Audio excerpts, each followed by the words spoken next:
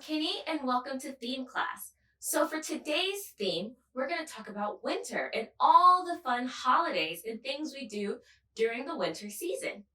So I'm sure we can all think of a holiday we celebrate during winter.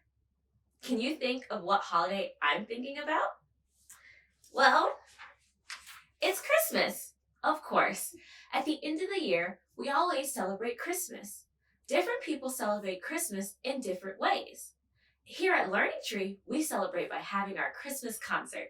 It's a lot of fun, right? We all work so hard to be able to put on a great show for all of our family and friends.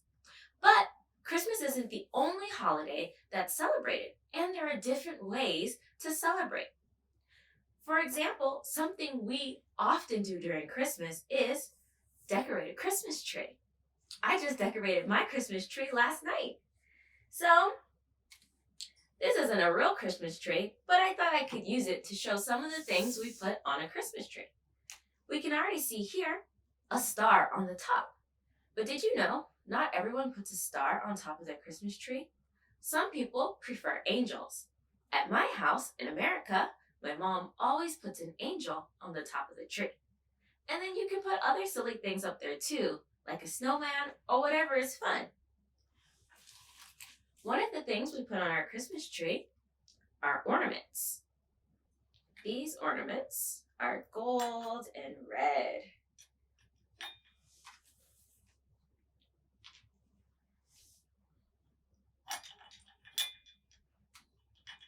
Other fun things that can go on the tree are garland and lights.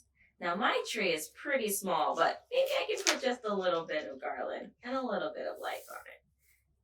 Oh, Christmas tree. Oh, Christmas tree. Do you know this carol? A carol is a Christmas song. Da, da, da, da, da. And one, two, maybe just two times around the tree. Boom, boom. Beautiful. Now, of course, you can put a bigger Christmas tree in your house or whatever you like. Now, like I said, Christmas isn't the only holiday, but a lot of these holidays that we celebrate in the winter have something in common. A lot of them use lights. So, for example, we have Kwanzaa. Kwanzaa is traditionally celebrated by African Americans in the States, and they celebrate by lighting 1, 2, 3, 4, 5, 6, 7 candles. One candle every day. There's also Hanukkah, which is celebrated by the Jewish religion, when they celebrate by lighting 1, 2, 3, 4, 5, 6, 7, 8 candles, 9 candles, again every day during the Hanukkah festival. During winter solstice, or when winter officially starts and it's the longest night, they often light a bonfire at the festival. We already saw that we put Christmas lights on our tree, but we often also put lights outside to decorate the houses. So because winter is such a dark and cold season, celebrating with light makes people feel very hopeful and happy. But these are all festivals that happen around the same time. There's something else that we celebrate during the winter season, and that's New Year's. During New Year's, there are lots of different traditions as well. Here in Japan, people often visit a shrine or a temple when it is still nighttime on New Year's Day. But one of my favorite parts about celebrating New Year's is the food. In Japan, the traditional food for New Year's is osechi, or a multiple-tiered bento box. All the different tiers represent having good luck and fortune and hope for the New Year's. But did you know, where I'm from in America, we have different foods that we eat for New Year's.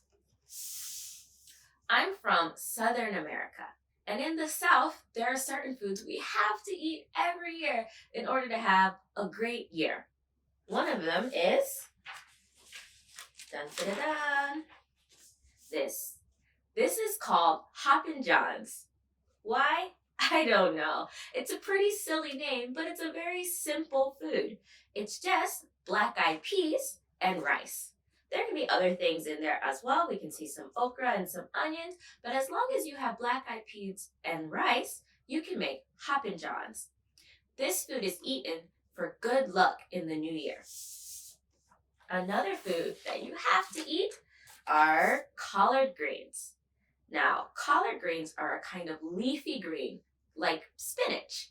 This is traditionally cooked with pork, and it's eaten for good luck and good finances. That means nice money in the future. Also, cornbread.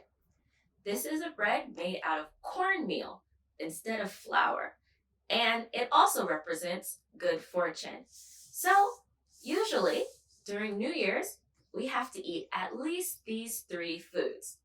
Very different from the traditional foods you eat in Japan, but still important.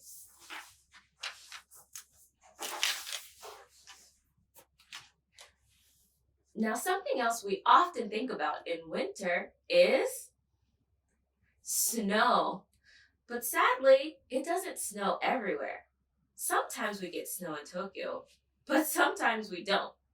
From my hometown, it never snows. It's much too hot. So I thought I would show you guys some ways that you can make your own snow, just in case it doesn't snow this year. The first way is with a piece of paper. Now for this, you need a square piece of paper. It doesn't have to be as big as mine, or it can be bigger, or it can be really tiny, whatever you like. So the first thing we have to do is fold our paper in half, making a triangle. Then we're going to fold it again, making another triangle. And then fold it one more time, making another triangle. You could keep folding, but the more you fold, the harder it will be to cut your paper. Speaking of cutting, next we need some scissors. Remember to be careful when using scissors. So, the rest of making a snowflake is kind of up to you. We're going to take this triangle and cut really cool designs in it so that when it opens up, we get a unique snowflake. There's only one rule. Do you see this side that we folded? You can't cut this whole side off or it'll fall apart, but feel free to cut lots of shapes. I think I'll start by just making a big V here. Maybe I'll do that on each side.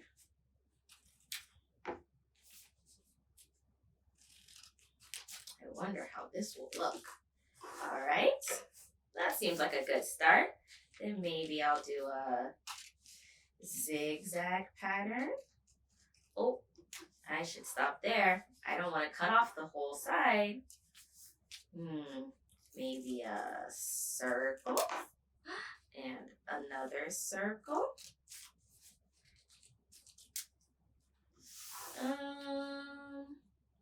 And maybe a diamond.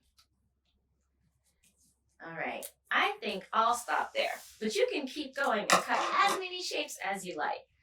So after you cut out all the shapes, we can open it up and see what our snowflake looks like. Dun, dun, dun, dun. Wow, look at that.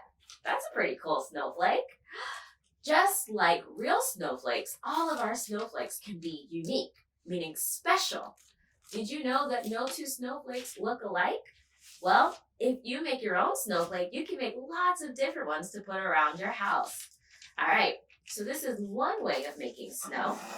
Our other one might be a little bit messy, so I'm gonna put this paper down. Now, usually when we think of snow, it's something we can play with and it's a little bit cold. Well, I have a very easy way of making your own cold snow. So for this, you need a bowl. You need baking soda conditioner. That's it. So how do we make it? Well, first, you should pour your baking soda in the bowl. You can use however much you'd like. I've prepared a lot over here, so I'm going to pour some in.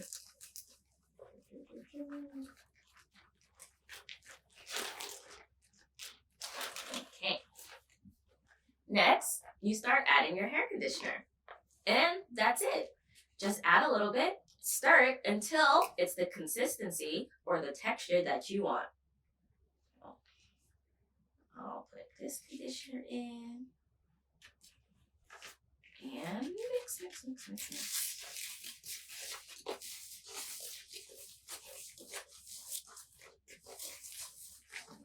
Let's add some more.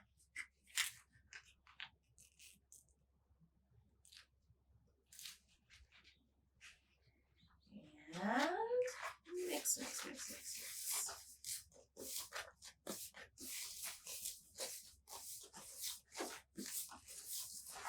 A good thing about this snow is it smells really good because of the hair conditioner.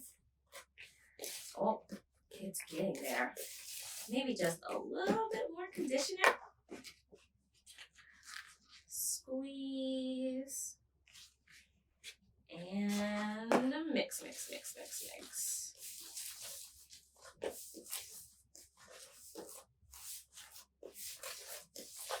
Whoa, doesn't that look like snow? Okay. Well, it's very fluffy, and surprisingly, it's kind of cold.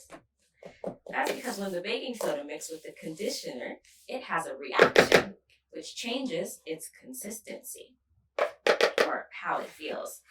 All right, let's see. Can I make a snowman? Now, you can always add more baking soda and more conditioner until it feels exactly how you want it to feel.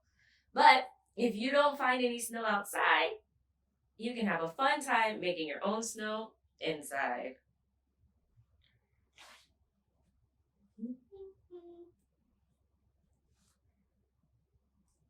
Look at that! Even though I didn't get any snow in Tokyo, I still made my own snowman.